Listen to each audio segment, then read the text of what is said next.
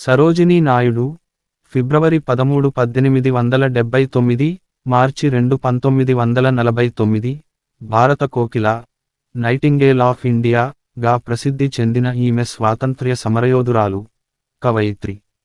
సరోజినీ దేవి 1925 డిసెంబరులో కాన్పూరులో జరిగిన అఖిల భారత జాతీయ కాంగ్రెస్ మహాసభలకి తొలి మహిళా అధ్యక్షురాలు, స్వతంత్ర భారతదేశపు తొలి మహిళా గవర్నరు కూడా. ఈమె శ 1879 సంవత్సరం ఫిబ్రవరి నెల 13వ తేదీన హైదరాబాద్లో జన్మించారు. తండ్రి డాక్టర్ అఘోరనాథ్ చటోపాధ్యాయ, తల్లి శ్రీమతి వరద సుందరి.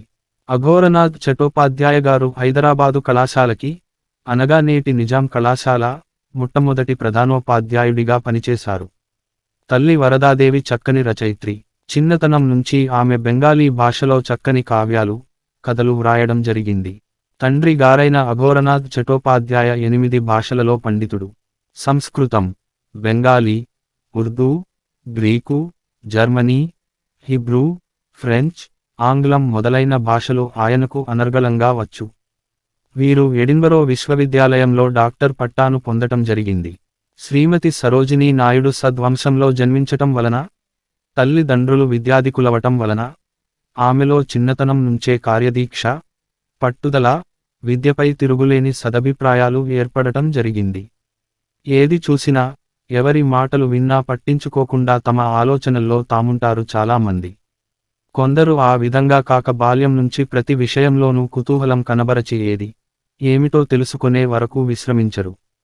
రెండవ కోవకు చెందిన మేధావి శ్రీమతి సరోజినీ నాయుడు. చిన్నతనం నుంచి ఆమెకు ఇంగ్లీషు భాష మీద చాలా మక్కువ ఉండేది. ఇంగ్లీషు మాట్లాడాలని ఆమె ఎంతగానో ప్రయత్నిస్తుండేది.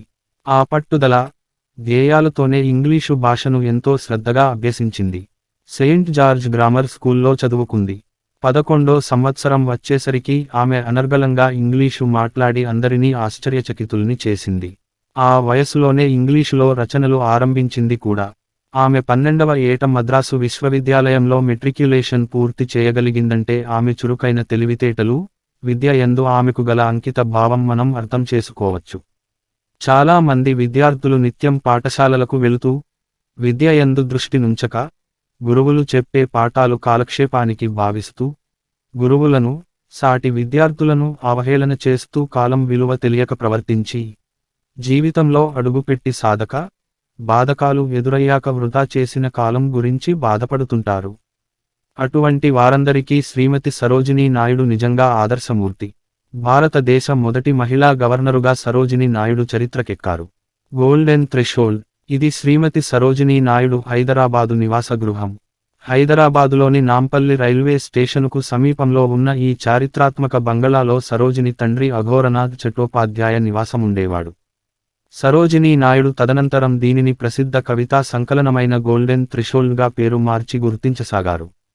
1974లో పద్మజా నాయుడు దానిని విద్యా ప్రయోజనాల కోసం ప్రభుత్వానికి విరాళంగా ఇచ్చారు. 1975లో ప్రధానమంత్రి ఇందిరాగాంధీ గోల్డెన్ థ్రెషోల్డ్ను హైదరాబాద్ విశ్వవిద్యాలయానికి అంకితం చేశారు. సాంఘిక శాస్త్రాలు, మానవీయ శాస్త్ర కార్యక్రమాలు గోల్డెన్ థ్రెషోల్డ్లో నిర్వహించబడ్డాయి. ఇవి 1988లో ప్రధాన క్యాంపస్కు మార్చబడ్డాయి. Sarojini Naidu school of arts and communication 2003 వరకు ప్రాంగణంలో నడిచింది. ఉన్నత చదువుకు విదేశయానం. సరోజినీ 13వ ఏట చాలా పెద్ద రచన రచించింది. దాని పేరు సరోవరరాణి, లేడీ ఆఫ్ లేక్. అది 1300 పంక్తులతో నిండిన అతి చక్కని రచన. తాను చెప్పదలుచుకున్న విషయము ఇతరుల హృదయాలకు హత్తుకుని ఆలోచింపజేసే విధంగా కమ్మని శైలిలో చిన్నతనంలోనే రచనలు ప్రారంభించిన ఆమెలోని ప్రత్యేకతలు గ్రహించిన నిజాన్నవాబు ఆమె యందు గల అభిమానంతో ఆమెను విదేశాలకు పంపాలని నిర్ణయించుకుని, ఆమె వివిధ శాస్త్రాలలో పరిశోధన చేసేందుకు ప్రోత్సాహమిస్తూ, ఆమెకు ప్రతి సంవత్సరం 4200 రూపాయలు విద్యార్థి వేతనంగా ఇచ్చేందుకు కూడా అంగీకరించాడు.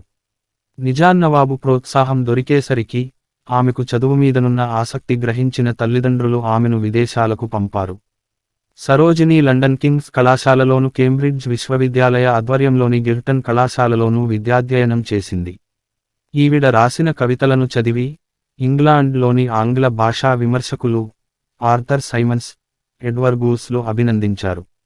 పాశ్చాత్య విద్వాంసులను, చాలా మందిని కలిసి వారికి గల పాండిత్యాన్ని ఆకలింపు చేసుకుని వారితో స్నేహ సంబంధాలు పెంచుకుని వారి సలహాలతో ఇంగ్లీషులో అతి చక్కని గ్రంథాలు వ్రాసింది.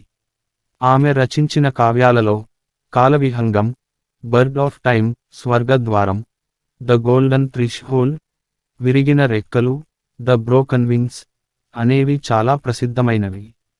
ఆమె ఇంగ్లాండులో నివసిస్తూ రచనలు సాగించిన వాటిలో భారతీయ జీవితాలు ప్రతిబింబించేటట్లు చేయడం, మన జాతి ప్రత్యేకతలు అందులో చొప్పించి కథా విధానం నడిపించడం విశేషం. వివాహము, కుటుంబ బాధ్యతలు. 1898 సంవత్సరం విదేశాలలో విద్య పూర్తి చేసుకుని భారతదేశం తిరిగి వచ్చాక ఆమె శ్రీ ముత్యాల గోవిందరాజులు నాయుడు గారిని పెండ్లాడటం జరిగింది. ముత్యాల గోవిందరాజులు నాయుడు అప్పటి హైదరాబాద్ ప్రధాన ఔషధారోగ్యాధికారి.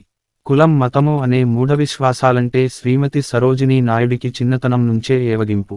ఈ కుల మతము లేకమై జాతి జీవనంపై గొడ్డలి పెడుతూ వర్గభేదాన్ని సృష్టించి ధనవంతులు, నిరుపేదలు, బలవంతులు, బలహీనులు అంటూ జాతిని వేర్పాటు ధోరణికి బలిచేస్తున్నాయని, కుల మతాతీత భావాలతో పెరిగే ప్రజానీకం మాత్రమే సమాజ స్థాపన చేయగలరని ఆమె అభిప్రాయం. ఆమె అదే అభిప్రాయంతో శ్రీ ముత్యాల గోవిందరాజులు నాయుడు తన కులము కాకపోయినా భారతీయ మహిళా లోకానికి ఆదర్శము కావాలన్న ఉద్దేశంతో ఆనాడే వర్ణాంతర వివాహం చేసుకుంది. ప్రముఖ సంఘ సంస్కర్త శ్రీ కందుకూరి వీరేశలింగం పంతులు గారు వీరి వివాహం జరిపించారు. ఆమె చేసిన పనికి ఎన్నో విమర్శలు ఎదుర్కోవలసి వచ్చినా మానవ జీవిత మనుగడకు మనసు, మానవత్వం ముఖ్యం కాని, అర్థంలేని గ్రుడ్డి నమ్మకాలను ప్రోత్సహించి జాతిని పతనము చేసే కులము కాదని ఆమె నిరూపించగలిగింది. తన భర్త భిన్నమైన ఆచార వ్యవహారాలు, కులాల వారైనా మనసున్న మనుషులుగా, సంస్కారవంతులుగా నియమబద్ధమైన జీవితం సాగించసాగారు. స్త్రీ పురుషులు ఒకరినొకరు అర్థం చేసుకుని సంసారము దిద్దుకోగలిగితే కులము గొడవ ఏదీ లేదని మిగిలిన సమాజానికి నిరూపించారు. శ్రీమతి సరోజినీ నాయుడు గోవిందరాజులు నాయుడు గార్ల దాంపత్య చిహ్నంగా వారికి ఒక కుమారుడు, 2 కుమార్తెలు కలిగారు. కుమారుడు ముత్యాల జయసూర్య నాయుడు ప్రముఖ హోమియోపతి వైద్యుడు, స్వాతంత్ర్య సమరయోధుడు, హైదరాబాదుకు చెందిన రాజకీయ నాయకుడు. వీరి కుమార్తెలలో ఒకరైన పద్మజా నాయుడు బెంగాల్ గవర్నర్గా పనిచేశారు కూడా. వివాహమై బిడ్డలు పుట్టినా ఆమె కేవలం తన సంతోషం, తన పిల్లల సుఖమే ఆలోచించలేదు. అప్పటి ఆంగ్లేయుల పాలనకు వ్యతిరేకంగా ఎందరో నాయకులు దేశము 4 మూలల నుండి ప్రజల్లో స్వాతంత్ర్య భావాలు రేకెత్తించాలని ఉద్యమాలు సాగిస్తున్నారు. భారతీయులలో విప్లవ భావాలు తలెత్తడము సహించలేకపోయింది బ్రిటిష్ ప్రభుత్వం. గంగిరెద్దుల్లా వారు చెప్పిన దానికల్లా తలలూపుతూ మన సంపదనంతా వారికి నచ్చచెప్పి, మనము చెప్పు క్రిందతేళ్ల మాదిరిగా జీవిస్తూ పరప్రభుత్వానికి నివాళులివ్వాలని వారి అభిప్రాయం. అఖిల భారత జాతీయ కాంగ్రెస్ సంస్థ ఆ రోజులలో గోపాలకృష్ణ గోఖలే నాయకత్వంలో ఉద్యమాలు సాగిస్తోంది. రాజకీయ రంగ ప్రవేశం. వీరు మహిళాభివృద్ధికి ఎంతో కృషి చేసి 1906లో మహిళలకు విద్య అవసరమని దేశమంతా ఎన్నో మహిళా సమావేశాలు ఏర్పరచి మహిళల్లో చైతన్యం తీసుకురావడానికి ఎంతో పాటుపడ్డారు. స్వాతంత్ర్య సాధనలో తను పాలుపంచుకోవాలని ఆలోచించిన శ్రీమతి సరోజినీ నాయుడు కాంగ్రెస్ జాతీయ భావాలకు అనుగుణంగా నడుచుకోనారంభించింది. 1915 సంవత్సరం బొంబాయిలో జరిగిన కాంగ్రెస్ మహాసభలలో, 1916లో జరిగిన లక్నో కాంగ్రెస్ సభలలో ఆమె పాల్గొనటం జరిగింది. ఆనాటి కాంగ్రెస్ భావాలు చాలా ఆదర్శంగా ఉండేవి.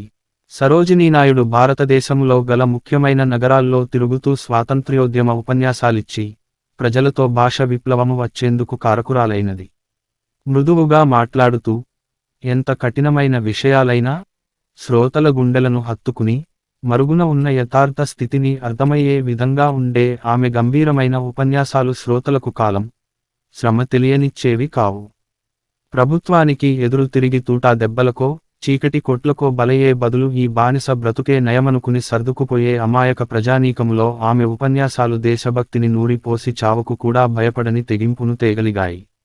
జాతి వేరని, దేశం వేరని, నువ్వు వేరని విడిగా ఉండకు. నీకు జరిగితే దేశానికి జరిగినట్టే, దేశం అనుభవించే బానిసతనం నీవు అనుభవించవలసినదే అంటూ దేశమంతా తిరిగి దేశభక్తిని నూరిపోసిందా వీరతిలకం. ఈ విశ్రాంతి లేని ప్రయాణాలతోనూ ఉపన్యాసాలతోనూ ఆమె ఆరోగ్యం పాడైంది. 1919 సంవత్సరంలో పంజాబ్లోని జలియన్ వాలా బాగ్లో హత్యాకాండ జరిగింది. ఆ సమయానికి సరోజినీనాయుడు లండన్ నగరంలో చికిత్స పొందుతోంది. అప్పటి పంజాబ్ గవర్నరైన డయ్యర్ లక్షలాది ప్రాణాలను తుపాకీ గుండ్లకు బలిచేసి దారుణంగా హింసించి చంపిన విషయానికి ఆమె లండన్ నగరంలో విన్నది. ఆమె గుండె ఆ వార్తకు నీరైపోయింది. అప్పటికే ఆమె గుండె జబ్బుతో ఉన్నదని, బాగా ముదిరిపోయినదని చెప్పారు వైద్యులు. అయినా చనిపోయే ప్రతి భారతీయుని భయంకరమైన కేకలు ఆమె చెవుల్లో గింగురుమన్నాయి. ఆమె గుండె జబ్బు కాక చనిపోయిన వారి భార్యలు, కుమార్తెలు, కుమారుల గుండెలు పగిలే శోకాలు తలుచుకొని ఆ కరుణామూర్తి చలించిపోయింది. ఆ పరిస్థితిలో తను ఉండి కూడా ఆరోగ్యాన్ని ఏ మాత్రం లెక్క చేయక పంజాబ్ గవర్నర్ డయ్యర్ మీద ఆందోళన లేవదీసింది. గాంధీజీకి పంజాబ్ దారుణము గురించి ఉత్తరము వ్రాస్తూ, యావత్ ప్రపంచ భారతీయులకు డయ్యర్ ద్వారా జరిగిన ఘోరాన్ని వినిపించనిదే నిద్రపోనని, వారి రాక్షస కృత్యాలకు బదులుగా భారతదేశం నుంచి వారిని తరిమి కొట్టి, భారతీయుల స్వేచ్ఛ చూడనిదే, భరతమాత ఆత్మ శాంతించదని తన సందేశము ద్వారా తెలియపరిచింది. శాసన ధిక్కారం.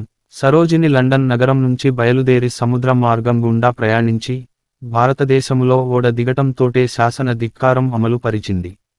స్వాతంత్ర్యోద్యమ చరిత్రల పుస్తకాలను అమ్మకూడదని బ్రిటిష్ ప్రభుత్వం ఆజ్ఞలు జారీ చేసింది. ఆ ఆజ్ఞలు ఫలితంగా చాలా పుస్తకాలను అమ్మటం మానేశారు. గాంధీజీ సలహాపైన ఆ పుస్తకాలన్నింటినీ ప్రతి వీధిలోనూ అమ్మి ప్రభుత్వ శాసన ధిక్కారం జరిపింది సరోజినీ నాయుడు. భారతదేశం పైన, భారతీయుల పట్ల ఆమెకున్న ప్రేమ, వాత్సల్యం ఆమె సొంత ఆరోగ్య విషయానికి కూడా మరచిపోయే విధంగా చేశాయంటే ఆమె దేశభక్తిని, త్యాగనిరతిని మనం అర్థం చేసుకోవచ్చు. ఆ సమయంలోనే ఒక బహిరంగ సభలో ఉపన్యసిస్తూ, బ్రిటిషు పాలకులు భారతదేశాన్ని స్వంతంగా భావించడమే అపరాధం, భారతీయుల హక్కులు కాలరాసి, బానిసలుగా చేసి వారి ప్రాణాలు సైతం బలి తీసుకోవటం క్షమించరాని అపరాధం అంటూ ఆడపులిలా గర్జించింది. లండన్ కామన్స్ సభలోని భారతదేశ మంత్రి ఆమె చేస్తున్న తిరుగుబాటు దాటికి చలించిపోయాడు. ఆమె ఉపన్యాసాలు, ఉద్వేగం సక్రమమైనవి కావని, ఇకపై అటువంటి ప్రచారం చేయవద్దని బ్రిటిష్ ప్రభుత్వం ఆమెపై తీవ్రమైన ఒత్తిడి తెచ్చింది. తనకే రకమైన శిక్ష విధించినా యథార్థాన్ని ప్రచారం చేయక మాననని నిర్భయంగా సమాధానం చెప్పింది సరోజినీ నాయుడు. ఒక భారత స్త్రీకి దేశంపై గల ప్రేమను, ఆమెకు గల స్వాతంత్ర్య పిపాసను అర్థం చేసుకున్న గాంధీజీ ఆనందానికి అంతు లేకుండా పోయింది. ఆయన రాజద్రోహము, నేరము క్రింద 6 ఏండ్లు కారాగార శిక్షననుభవించేందుకు వెళుతూ, సరోజినీనాయుడుపై గల విశ్వాసంతో ఉద్యమ నాయకత్వం ఆమెకు అప్పగించారు. ఊరూరా, వాడవాడలా తిరుగుతూ స్వాతంత్ర్య ప్రబోధం ముమ్మరంగా సాగించింది. అప్పటికే ఆమె ఆరోగ్యం అంతంత మాత్రంగా ఉంది. తన భర్త, బిడ్డల యోగక్షేమాలు కూడా మాని సాటి భారతీయులంతా బిడ్డల మాదిరిగా భావించి పర్యటన సాగించిందా త్యాగమూర్తి. విరామ సమయాలలో దేశ ప్రజల భవిష్యత్ను గురించి, బ్రిటిష్ వారి ఘోర పరిపాలన గురించి రచనలు చేస్తూనే ఉంది. ఎక్కడున్నా, ఏదో ఒక రకంగా దేశ ప్రజలకు స్వాతంత్ర్య ప్రబోధాలు అందజేస్తూనే ఉందావిడ. పురోగతిని, స్వచ్ఛమైన స్వేచ్ఛ, స్వాతంత్ర్య జీవితాలను వాంఛించిన పురుష కవి రవీంద్రనాథ్ ఠాగూర్ మాదిరిగా స్త్రీ అయి ఉండి కూడా జాతి విమోచనానికి శాయశక్తులా అహోరాత్రులు కృషి చేసిన త్యాగపూరిత కవయిత్రి శ్రీమతి సరోజినీనాయుడనటంలో ఏ మాత్రము సందేహం లేదు. దక్షిణాఫ్రికాలో భారతీయులు అనుభవిస్తున్న దుర్భర బానిసత్వాన్ని అర్థం చేసుకుని, అక్కడి వారి హక్కుల కోసం పోరాడేందుకు 1926 సంవత్సరం శ్రీమతి సరోజినీ నాయుడు దక్షిణాఫ్రికా వెళ్లి వారికెంతో సేవ చేసింది. ఆమె దేశానికి చేసిన సేవలు, ఆమెకు దేశంపై గల నిష్కళంక ప్రేమ ఫలితంగా కాన్పూర్లో 1925లో జరిగిన జాతీయ కాంగ్రెస్ మహాసభకు అధ్యక్షురాలైంది. పీడిత ప్రజల విమోచనానికి జాతి, మత, కుల భేదాలు ఇనుప సంకెళ్లన్నీ, భారతీయులంతా ఒక్కటేనని, స్త్రీ పురుష భేదము లేకుండా త్యాగం చేస్తే గాని జాతి బానిసత్వం నుంచి విమోచన పొందదని, అవసరమైతే ప్రాణత్యాగాలకైనా వెనుకాడవద్దని, బానిస భావంతో తరతరాలు మ్రగ్గిపోతూ బ్రతికే కంటే త్యాగంతో ఒక తరం అంతరించి భావితరాల వారికి స్వేచ్ఛను ప్రసాదించటం జాతీయ సంస్థ లక్ష్యమని మహోపన్యాసం ఇచ్చి లక్షలాది ప్రజలను స్వాతంత్ర్య పిపాసులుగా తయారు చేసింది. కెనడా, అమెరికా మొదలైన దేశాలకు 1928లో వెళ్లి భారతీయుల బానిసత్వాన్ని గురించి, వీరి ఆశయాల గురించి ప్రచారం చేసింది. 1929లో తూర్పు ఆఫ్రికా అంతా ప్రచారము చేస్తూ పర్యటించింది. గాంధీజీ అరెస్టైనది మొదలు విశ్రాంతి అనే మాటకు తావివ్వకుండా దేశాలు పర్యటిస్తూ పీడిత భారత ప్రజల విముక్తికి ఆమె ప్రయత్నాలు చేస్తూనే ఉంది. ఒక భారతీయ మహిళ చేస్తున్న ఉద్యమ ప్రచారానికి బ్రిటిష్ ప్రభుత్వం బెంబేలెత్తిపోయింది. ఆమెను స్వేచ్ఛగా తిరగనీయడం తనకు, తన దగాకోరు పరిపాలనకు తగదని తలంచి 1930వ సంవత్సరం మే 23వ తేదీన శ్రీమతి సరోజినీ నాయుడును అరెస్టు చేసింది. అరెస్టైనందుకు గాని, కారాగార జీవితం అనుభవించేందుకు గాని ఆమె ఏమాత్రం భయపడలేదు. అవసరమైతే ప్రాణాలే ధారపోయాలని నిశ్చయించుకున్న దేశభక్తురాలికి 8 నెలల కారాగార జీవితం ఒక లెక్క. సమర్థురాలైన నాయకురాలిని, నిస్వార్థ దేశభక్తురాలిని అరెస్టు చేశారని విని గాంధీజీ ఎంతో బాధపడ్డారు. ఆయన కారాగారంలో ఉన్న సమయంలో అటువంటి ప్రచారకులు చీకటిలో ఉండటం వలన ప్రచారం ముమ్మరంగా సాగే అవకాశాలు లోపించగలవని ఆయన బాధ. భారతీయ ప్రతినిధిగా 1931 సంవత్సరంలో లండన్ రౌండ్ టేబుల్ సమావేశానికి వెళ్ళింది సరోజినీ నాయుడు. క్విట్ ఇండియా ఉద్యమంలో 1942లో బ్రిటిష్ ప్రభుత్వాన్నెదిరించి ఎన్నో రకాలుగా స్వాతంత్ర్య పోరాటం సాగించిందామె. అందుకు ఫలితంగా అరెస్టు చేయబడి, దాదాపు 1945 వరకు దుర్భర కారాగారవాస జీవితాన్ని నవ్వుతూ అనుభవించింది. అనారోగ్యంగా ఉన్న కారణంగా ఆమెను విడుదల చేయవలసి వచ్చింది. యు.పి. రాష్ట్రపతిగా ఎందరో మహానుభావుల అచంచల దేశభక్తి, ఎడతెగని ఉద్యమ ప్రచారాల మూలంగా 1947 ఆగస్టు 15వ తేదీన మనం స్వాతంత్ర్యం సాధించగలిగాము. శ్రీమతి సరోజినీనాయుడు దేశానికి చేసిన సేవలు దృష్టిలో ఉంచుకుని ఆమెకు ఉత్తరప్రదేశ్కు గవర్నర్ పదవి ఇచ్చి సత్కరించడం జరిగినది. వృద్ధాప్యంలో, అనారోగ్యంతో ఉండి కూడా ఆమె ఉత్తరప్రదేశ్కు చేసిన సేవ, కార్యదక్షత ఎన్నటికీ మరపురానివి. అంతిమ సందేశం: తనే దేశం, దేశమే తనుగా భావించి దేశ సేవ చేసిన అభేద భావాల మూర్తి. రాజకీయ, సాంఘిక, సాంస్కృతిక, సాహిత్య రంగాలలో రకరకాలుగా సేవలు చేసి మానవ సేవ చేయదలుచుకున్న వారికి మార్గాలనేకం అని నిరూపించిన మహిమాన్వితురాలు. జీవితమంతా మానవ సేవకు, దేశసేవకు అంకితము చేసి తన 70వ ఏట 1949 మార్చి 2వ తేదీన లక్నోలో ప్రశాంతంగా కన్నుమూసింది. జీవిత విశేషాలు: 1930లో జరిగిన ఉప్పు సత్యాగ్రహంలో గాంధీజీతో సరోజినీ నాయుడు కుడిపక్క మొదటి వ్యక్తి. సరోజినీ 12వ ఏట మద్రాస్ విశ్వవిద్యాలయం మెట్రిక్యులేషన్ పరీక్షలో ప్రథమురాలిగా నిలిచి పలువురి ప్రశంసలందుకుంది. ఈమె 13 సంవత్సరాల వయసులోనే the lady of the lake పేరున 1300 పంక్తుల కవితను 6 రోజుల్లో రాసింది. సరోజినీ దేవి చటోపాధ్యాయ హైదరాబాదులో ఒక బెంగాలీ బ్రాహ్మణ కుటుంబములో జన్మించింది. ఈమె తండ్రి అఘోరనాథ్ చటోపాధ్యాయ తూర్పు బెంగాల్కి చెందిన గొప్ప విద్యావేత్త, డాక్టర్ ఆఫ్ సైన్స్ డిగ్రీని పొందిన మొదటి భారతీయుడు. నిజాం కళాశాల స్థాపకుడు, శాస్త్రవేత్త, తత్వవేత్త. తల్లి బరదా సుందరిదేవి ఒక కవయిత్రి. సరోజినీ నాయుడు 1930లో ఉప్పు సత్యాగ్రహంలో మహాత్మాగాంధీతో పాటు పాల్గొన్నది. ఆమె మద్రాసులో చదువుకున్నది. చదువు పూర్తయిన తర్వాత 19 సంవత్సరాల వయసులో కులాంతర వివాహము చేసుకున్నది. కులాంతర వివాహములకు సమాజము చాలా వ్యతిరేకముగా ఉన్న ఆ రోజుల్లో సరోజిని గోవిందరాజులు నాయుడును బ్రహ్మో వివాహ చట్టం 1872 ప్రకారం 1898 డిసెంబర్ 2న మద్రాసులో పెళ్లి చేసుకున్నది. వీరి వివాహాన్ని కందుకూరి వీరేశలింగం పంతులు జరిపించారు. నాయుడు దంపతులకు 4 పిల్లలు కలిగారు: జయసూర్య, పద్మజ, రణధీర, లీలామణి. ఆమె 1905లో మొదటి కవిత్వం గోల్డెన్ థ్రెషోల్డ్ రాసింది. తద్వారా నైటింగేల్ ఆఫ్ ఇండియాగా ప్రపంచపు ప్రఖ్యాతి గడించింది. తర్వాత the birth of time, the broken wing, palanquin bearers ఆమె కవితల్లో కొన్ని. హైదరాబాదులోని గోల్డెన్ థ్రెషోల్డ్ అనే పేరుతో గల ఆమె ఇంటిలో హైదరాబాద్ యూనివర్సిటీని నెలకొల్పారు. బెంగాలీయుల ఆడపడుచు, తెలుగువారి కోడలు శ్రీమతి సరోజినీ నాయుడు. అఘోరనాథ్ చటోపాధ్యాయ, వరద సుందరీ దంపతులకు 1879 ఫిబ్రవరి 13న వారి ప్రథమ సంతానంగా జన్మించారు. సరోజిని కవితలని చదివి, మెట్రిక్యులేషన్లో మొదటి స్థానాన్ని తెచ్చుకున్న ఆమె ప్రతిభని గుర్తించిన హైదరాబాద్ నిజాం ప్రభువు విదేశాల్లో చదువుకి ఉపకార వేతనం ఇచ్చారు. కానీ అనారోగ్యం కారణంగా 2 సంవత్సరాలు విశ్రాంతి తీసుకోవలసి వచ్చింది. ఆ 2 సంవత్సరాలు పుస్తక పఠనంలోనే గడిపి అపారమైన జ్ఞానాన్ని సముపార్జించారు. ఆ కాలంలోనే 16 ఏళ్ల వయసులో సరోజినీ చటోపాధ్యాయపై చదువులకు లండన్ ప్రయాణమై వెళ్లారు. లండన్లోనే ప్రముఖ కవులైన ఎడ్మండ్ గాస్, ఆర్థర్ సైమన్ల పరిచయం కలిగింది. సరోజిని వ్రాసిన ది బర్డ్ ఆఫ్ టైమ్ కవితా సంకలం పరిచయ వాక్యాలలో ఎడ్మండ్ గాస్ వెలిబుచ్చిన భావాలు ఆయన మాటల్లోనే. సరోజిని మొదటి కవితా సంకలనం ది గోల్డెన్ థ్రెష్హోల్డ్ 1905లో ప్రచురించారు. తనకి మార్గదర్శి అయిన ఎడ్మండ్ గాస్కి ఆ సంకలనాన్ని అంకితమిచ్చారు సరోజిని. దానికి పరిచయ వాక్యాలు ఆర్థర్ సైమన్ రాశారు. కవికోకిల కవితలలో గేయాలు, గీతాలు, పద్యాలు ఉన్నాయి.